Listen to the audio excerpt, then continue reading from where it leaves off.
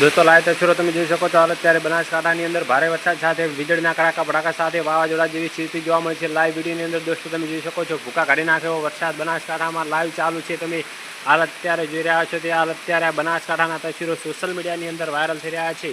દોસ્તો એકદમ જોઈ શકો છો ભૂકા કાઢી નાખે એવો વરસાદ લાઈવ ભૂકા કાઢી નાખે એવો વરસાદ 2 કલાકથી પડી રહ્યો છે અને ખેતરોમાં પણ પાણી ભરાઈ ગયું છે। તમે લાઈવ વિડીયોની અંદર દોસ્તો જોઈ શકો છો।